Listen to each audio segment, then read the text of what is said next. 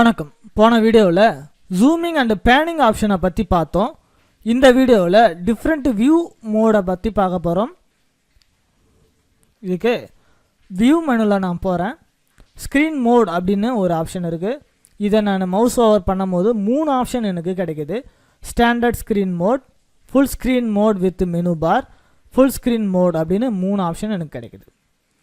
இதே ஆப்ஷன்ஸை இங்கே பார்த்தீங்கன்னா டூல் மெனுவில் நான் கிளிக் பண்ணும்போது அதே standard screen mode, full screen mode with menu bar, full screen mode அப்படின்னு கிடைக்குது. இங்கே பார்த்தீங்கன்னா இது எல்லாத்துக்குமே ஷார்ட்கட் எஃப் தான்.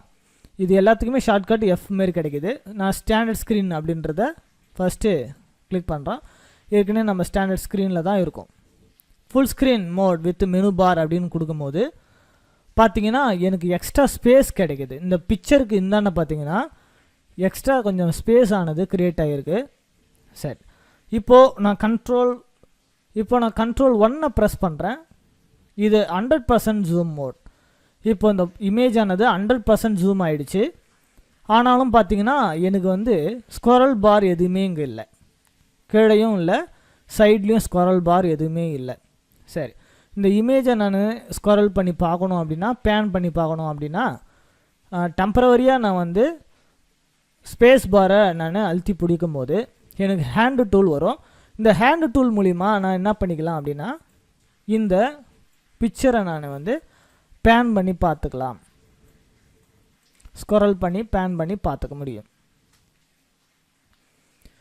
இதே மோடில் இருக்கும்போது மீண்டும் நான் ஒரு எஃப் ப்ரெஸ் பண்ணுறேன். பாருங்கள், ஃபுல் ஸ்க்ரீன் மோடுக்கு போகும்போது பார்த்தோம்னா நம்மளுக்கு எல்லா மெனுஸுமே ஹைட் ஆகிடுச்சு. எந்த டூல் பாரும் தெரியல. ஃபுல் ஸ்க்ரீன் மோடில் நல்லா அழகாக நம்மளுக்கு இது ப்ரெசன்டேஷன் மோட் அப்படின்னு பேர்.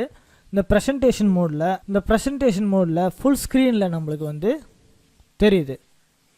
இப்போ நான் மவுஸை நான் ரைட் சைடுக்கு அப்படியே நகர்த்திட்டு இந்த எட்ஜுக்கு போகும்போது பார்த்தோம்னா பேனல்ஸ் பாப்பப் ஆகும். அப்படியே நான் லெஃப்ட் சைடுக்கு போனேன் அப்படின்னா லெஃப்ட் சைடு எட்ஜுக்கு போகும்போது டூல் பார் எனக்கு பாப்பப் ஆகும். இதை யூஸ் பண்ணி நான் வேகமாக ஒர்க் பண்ண முடியும். மீண்டும் இதிலேருந்து வெளிவர நான் எஸ்கேப் கீயை ப்ரெஸ் பண்ணும்போது இந்த மோட்லேருந்து நான் வெளியே வந்துடலாம். மீண்டும் டேப் கீயை ப்ரெஸ் பண்ணும்போது மீண்டும் பழைய நிலைக்கு நம்ம போக முடியும். மீண்டும் டேப் கீயை ப்ரெஸ் பண்ணும்போது பழைய நிலைக்கு வந்துடலாம். தேங்க்யூ ஃபார் வாட்சிங். மீண்டும் அடுத்த வீடியோவில் சந்திக்கலாம்.